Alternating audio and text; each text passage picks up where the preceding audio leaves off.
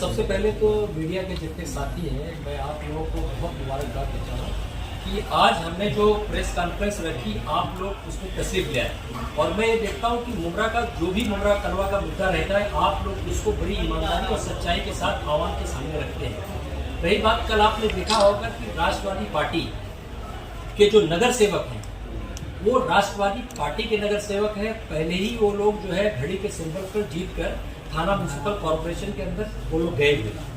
कल हमारी पूरी टीम जो है, अजीत दादा पवार जो उप मुख्यमंत्री महाराष्ट्र के हैं, उससे मिलने के लिए गए। मैं सर को बहुत मुबारकबाद देता हूँ, काफ़ी वक्त दिया हमको जो है बात करने का, और तमाम जो है हमारे शहर के जो कलवा मुमरा विधानसभा के जो बहुत सारे मुद्दे हैं उसको सुना। और हमारे साथ में जो है थाना के जो अध्यक्ष हैं हमारे जो है परांजपे साहब, और जिनकी क़यादत में हमारी पूरी टीम काम कर रही है, वो हमारे नजीबुल्ला साहब। दो बातें कल जब हमारे जाने के बाद जो इस शहर के अंदर बहुत सारी बातें शुरू हुई, क्योंकि ये पूरी टीम कहीं ना कहीं जितेंद्र अवार्ड साहब, जिनकी हम लोग बहुत रिस्पेक्ट करते हैं, उनके साथ में काम करती थी। लेकिन एक चीज़ तो अब मुमरा कौसा के नौजवानों को, मुमरा कौसा के उलमाओं को, मुमरा कौसा के नेताओं को ये जरूर सोचनी पड़ेगी, क्योंकि शहर हमारा जो है काफ़ी आबादी बढ़ी है, हमारी जो है तादाद वोटर लिस्ट की बढ़ी है। 52% वोटर्स आज मुमरा कौसा के अंदर है। आपने देखा होगा कि कलवा के अंदर भी करीब 46-48% वोटर्स हैं। 2009 का जो इलेक्शन हुआ था, उस इलेक्शन के अंदर राजन दादा और आपने देखा होगा जितेंद्र अवार्ड साहब भी फाइट हुई। और ये भी सच्चाई पूरा शहर जानता है उस वक्त कि राजन दादा कहीं ना कहीं कलवा से लीड लेकर वो आए थे, लेकिन मुमरा कौसा के जब वोटर्स आए, सेकुलरिज्म के नाम पे लोगों ने भरपूर उनको वोट दिया और अवार्ड साहब यहाँ से जीतकर आमदार बने। यही चीज सारे लोग जानते हैं इस चीज को। जब हमने देखा, और लोग इस बात को कहते हैं कि हमारी टीम बीजेपी में गई है, कोई बीजेपी में नहीं गया है। हम घड़ी के सिंबल में थे, घड़ी के सिंबल में है, और इंशाल्लाह घड़ी के सिंबल में रहेंगे। वो लोग थे जिनको मुफाद परस्ती की राजनीति करनी थी, वो लोग उनके साथ में गए। घड़ी के सिंबल पे सारे नगर सेवक जीत के आए थे, और वो लोग आज भी उसी पे हैं। और दूसरी एक बात, जब हमने सोचा तमाम नगर सेवकों ने, मैं मुबारकबाद देता हूँ कलवा की टीम को, जो बेचारे हमारे हिंदू भाई हैं। पहले हमने जाने से पहले ये बात रखी और हमने उनके साथ मीटिंग की, 2 राउंड 3 राउंड मीटिंग हुई। वहां के तमाम लोग इस बात के लिए ये तैयार थे, वहां जो शिवसेना के नगर सेवक हैं, वहां जो राष्ट्रवादी पार्टी के नगर सेवक हैं, उन्होंने एक बात रखी कि हम चाहते हैं कि जब इतने दिनों तक मुमरा कौसा से आप लोगों ने अवार्ड साहब को एमएलए बनाया, तो क्यों ना आपकी कम्युनिटी का कोई लीडर आपका नेतृत्व करे। और ये हमारी खुशी की बात है कि नजीबुल्ला साहब एक ऐसे लीडर हैं जो सिर्फ इस बात को चैलेंज के साथ मैं कह सकता हूँ, मुमरा कौसा की आवाम को, थाना में नहीं महाराष्ट्र एक ऐसा लीडर है जो थाना के अंदर अपनी एक हैसियत रखता है। मुझे फख्र होता है कि ऐसे लीडर पे, कि थाना के अंदर कहीं भी देखा जाए तो कॉर्पोरेशन के अंदर हमारी जो मुसलमानों की आबादी कम है, लेकिन हमेशा उस लीडर ने थाना के अंदर, चाहे वो राबोड़ी या मैं कहता हूँ थाना, हमेशा हमारे मसलों को बहुत अच्छी तरीके से, और कॉर्पोरेशन के अंदर आज लोग हमारे नगर सेवक को कहते हैं कि गद्दारी, किस चीज की गद्दारी। मैं इस बात का चैलेंज देता हूँ कि ये नगर सेवकों ने हमेशा अपने वार्ड में काम किया है। 15-15 साल से लोग जीत के आ रहे हैं, 20-20 साल से जीत के आ रहे हैं, इसका मतलब उन्होंने काम किया है। और जब कलवा में हमने लोगों से बात किया, इसी बात को रखा, तो कलवा लोगों ने कहा कि आपके बीच की राजनीति उभरनी चाहिए और आपका लीडर होना चाहिए। जब ये बात हम लोगों ने आपस में रखी, तो हमने सोचा क्यों नहीं हिस्सेदारी होनी चाहिए।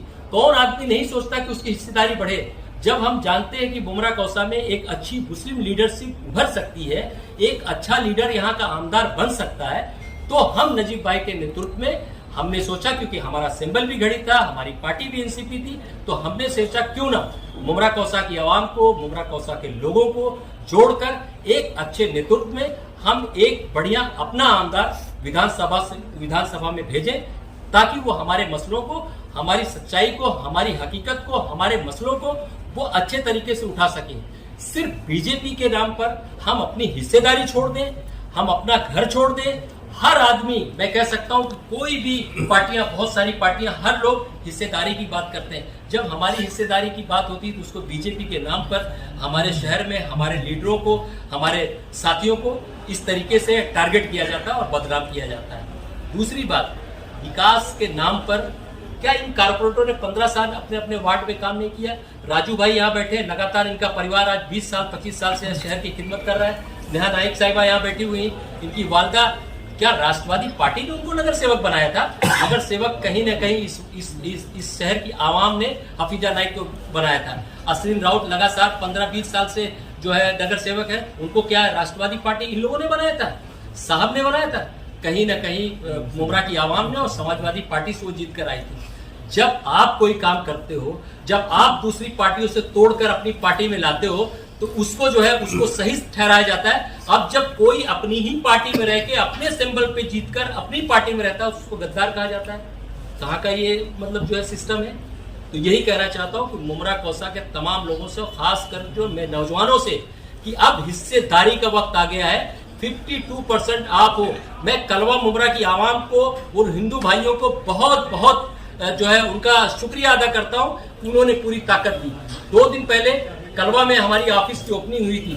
जिस मोहब्बत के साथ, जिस ताकत के साथ उन लोगों ने जो है नजीब भाई का और एनसीपी का साथ दिया है, तो अब मुमरा के लोगों ने जो आज जो नगर सेवक, जो लोग हमारे साथ जुड़े हैं, और उनको मैं बहुत मुबारकबाद देता हूँ, उनका शुक्रिया अदा करता हूँ कि किसी लालच में ना आकर उन्होंने अपनी कम्युनिटी को सोचा, अपनी हिस्सेदारी को सोचा।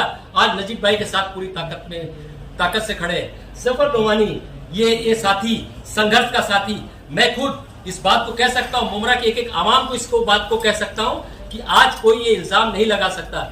मेरा जीवन जब से मुमरा कौसा में 94-96 से स्टार्ट हुआ है, सोशल एक्टिविटीज, चाहे कोई मसला हो, सामाजिक काम हो, उसमें बढ़ चढ़कर हिस्सा लिया है। उसके बाद रही बीजेपी की बात, रही इसकी बात, कोई ऐसी बात नहीं है। ये सारे लोग मिलकर मुमरा कौसा काम करेंगे। और 2-3 बातें मैं आपके सामने रख दूं, फिर सवाल करिएगा। विकास के नाम पे जो कारपोरेशन का काम होता था, जो जिम्मेदारी होती थी, वो तमाम नगर सेवकों ने अपने अपने इलाके में किया। लेकिन विकास के नाम पे जरा लोग बहुत विकास की बात करते हैं, तो जरा टोरेंट की भी बात होनी चाहिए।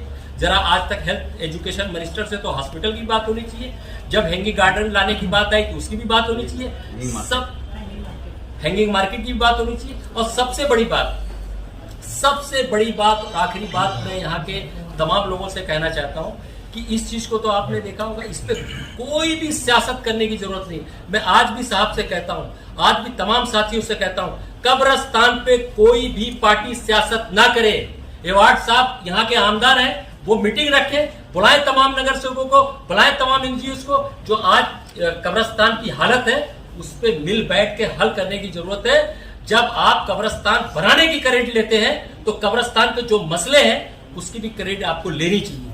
तो मैं हाथ जोड़ के साहब से निवेदन करता हूं कि साहब कब्रिस्तान पे सियासत बंद करिए। मुमरा के नौजवानों को, मुमरा के बच्चों को आपस में, ये मुमरा कौसा के बच्चे, सब नौजवान बच्चे सब अपने भाई हैं। पॉलिटिक्स 3 महीने की होगी, 2 महीने की होगी, लेकिन जब पॉलिटिक्स से हम हट जाएंगे तो फिर जो है सच्चाई आपके सामने है। सबसे पहला ऐसा है कि आप एक बात को समझ लीजिए कि वो जो कब्रिस्तान जो है उसकी बहुत बड़ी कहानी, बहुत ज़्यादा वक्त लग जाएगा, मैं आपको पूरा डिटेल में नहीं बता पाऊंगा। मैं आपको शॉर्ट में बताता हूँ कि इसकी पहली मरतबा जब इस कब्रिस्तान की आवाज़ उठाई गई थी, वो हमारे हज़रत मुसन्ना मियाँ साहब ने उठाई थी। और उन्होंने कहा था कि हमारे मुमरा के लोगों को जब कब्रिस्तान की अगर तदफीन करनी हो तो मुमरा से अमृतनगर दरगाह तक उनको आना पड़ता, तकरीबन 2.5-3 किलोमीटर का वो रास्ता था। तो उनकी मांग थी कि मुमरा में कब्रिस्तान होना चाहिए, जिसके लिए हमने क्या किया कि जो मित्तल की 135 एकड़ की ज़मीन है, उस पर हमने एक जगह की मांगनी की थी। और उस जगह की मांगनी का एग्जैक्ट लोकेशन जो है वो डीजेड और शमशाद नगर के बीच का हिस्सा है। उस हिस्से के अंदर हमने कब्रिस्तान की मांगनी की। मांगनी होने के बाद में जो बिल्डर है, वो बिल्डर ने उसको हमको मना किया। मना करने के बाद में हमारे उस वक्त के minority affairs minister and Waqf and Auqaf board के जो चेयरमैन थे, वो हमारे आरिफ नसीम खान साहब थे। उन्होंने उसी वक्त फौरन जा करके उसका नोटिफिकेशन जारी किया, यूडी के अंदर उसको वो किया, नोटिफाई किया। और नोटिफाई करने के बाद उसको ऐलान करते कि हम कब्रिस्तान यहाँ पर बनाने वाले हैं। उसके बाद में बिल्डर ने क्या किया कि बिल्डर ने प्रेशर टैक्टिक्स अपनाया। उसमें कुछ लोगों का अंडरग्राउंड हाथ था, उन्होंने उस जमीन का लोकेशन चेंज किया। चेंज करने के बाद में वो जो हमारी आरजी की जमीन थी, पीजी की जमीन थी, आरजी एंड पीजी की, वो जमीन के ऊपर हमारा ऐसा मानना था कि हम वहाँ पर स्लॉटर हाउस लाने वाले थे। वो 11 एकड़ का पूरा प्लॉट था। हम चाह रहे थे कब्रिस्तान वहाँ हो जाएगा, स्लॉटर हाउस यहाँ हो जाएगा, तो दोनों आसानी हो जाएगी। स्लॉटर हाउस से हमारे यहाँ पे जॉब अपॉर्चुनिटीज क्रिएट हो जाएगी और वहाँ पर हमारा कब्रिस्तान हो जाएगा। और वो नदी से बहुत दूर था। हमारा ये जो कब्रिस्तान है उल्लास नदी को बहुत लग करके, मगर हमारी बात नहीं मानी कि वहाँ कब्रिस्तान हो गया। होने के बाद में उसका पूरा खर्चा महानगर पालिका ने तकरीबन 17 करोड़ रुपये अब तक के खर्चा किया है। तो मैं ये बोलना चाहता हूँ कि जितेंद्र अवार्ड साहब हमारे इलाके के आमदार हैं, हम उनको जब वोट देते हैं तो हमारी अपेक्षा ये होती है कि हम उनको स्टेट गवर्नमेंट में भेज रहे हैं तो स्टेट गवर्नमेंट से पैसा आना चाहिए। स्टेट गवर्नमेंट से फंड्स आने चाहिए और काम करने चाहिए। आज 15 साल का वक्फा गुजर गया। इस 15 साल के वक्फे में जितेंद्र रावत साहब ने मुमरा कौसा में जो भी काम होना, चाहे वो हॉस्पिटल का काम हो रहा हो, चाहे वो स्टेडियम का काम हो रहा हो, चाहे वो एसटीपी का काम हो रहा हो, चाहे वो मित्तल के रोड का काम हो रहा हो, चाहे वो कब्रिस्तान का काम हो रहा हो, वो पैसा कहां से आ रहा है? चाहे रिमॉडलिंग का काम हो रहा है, पैसा कहां से आ रहा है? हमारी महानगर पालिका से आ रहा है। हमने जब आपको चुन करके दिया, हमारी महानगर पालिका सिर्फ 5,000 करोड़ की का एनुअल बजट है उसका, मगर जो हमारी स्टेट गवर्नमेंट उसका 6 लाख करोड़ का बजट है। हमने आपको जब 6 लाख के तिजोरी पर बिठाया तो आपका फर्ज ये बनता था कि वहां से बड़ा पैसा ला करके मुमरा के इंफ्रास्ट्रक्चर को डेवलप करते और काम करते। अब इनके मुद्दे पर आता हूं मैं। इनका सवाल ये है कि यहाँ पर राजनीति हो रही है। अभी लास्ट मोमेंट के ऊपर हमने 2.5 करोड़ रुपीज का हमने एक टेंडर कॉल किया महानगर पालिका ने। हमारा कार्यकाल खत्म होने के बाद में 5 मार्च 2022 को हमारा कार्यकाल सारे नगर से खत्म हो चुका है।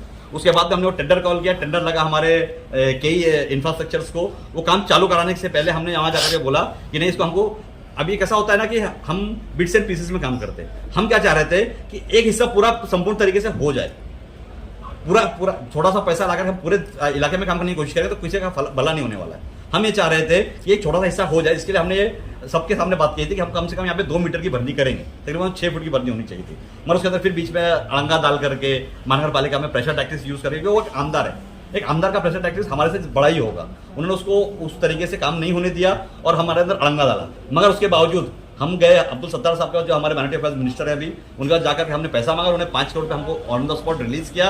हमने उसका अभी कल परसों उसका जीआर आएगा, हम वो करने की कोशिश करेंगे। हम अभी जो पैसा नहीं है उसके बारे में हम बात नहीं करेंगे, मगर हम ये बोलते हैं कि हम किसी की भी कयादत में अगर उस जो कब्रिस्तान के अंदर जो भी दुश्वारियां आ रही है, क्योंकि उसमें सबसे बड़ा प्रॉब्लम ये है। अब मैं आपसे एक सवाल करता हूं कि जब हम कोई बिल्डिंग बनाते हैं तो हम रोड से नीचे प्लिंथ रखते हैं या रोड से ऊपर प्लिंथ रखते हैं?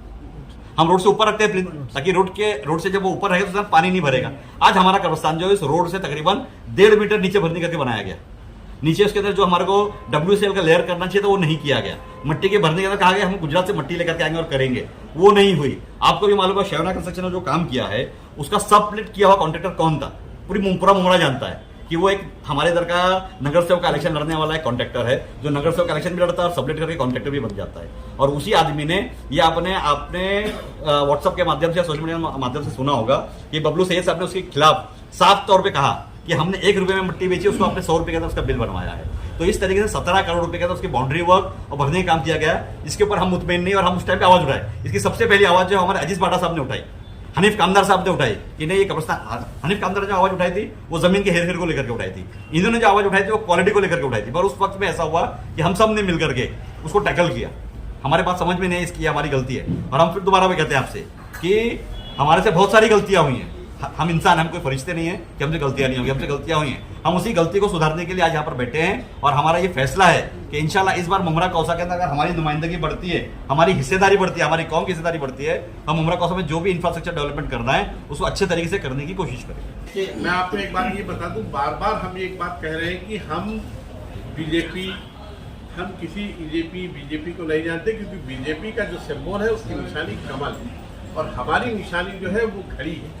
हम बार बार कहते हैं कि हम समाजवादी से आए हैं तो घड़ी की निशानी पर आए हैं और वो चाहे बीजेपी हो, चाहे कोई भी हो, चाहे हमारी ही पार्टी का कोई मेंबर क्यों ना हो, अगर वो हमारी कौम के खिलाफ, दलित समाज के खिलाफ, हमारे मजहब के खिलाफ, हमारे खाने पीने पर, हमारे धार्मिक स्थलों पर अगर कोई भी नजर उठाने की कोशिश करेगा तो जफर नोमानी अपनी पूरी टीम के साथ विद नजीबुल्ला और विद आनंद प्रांत पे अश्विन भाभी और रूपाली मैडम, जसवीर भाई, राजू भाई, तमाम लोग, अजीज भाई, तमाम लोग टीम के साथ जिस बेबाकी के साथ और आंख में आंख डाल करके जफर नोमानी बात करता था, उससे कड़क बात करेगा, उसमें कोई समझौता नहीं होगा।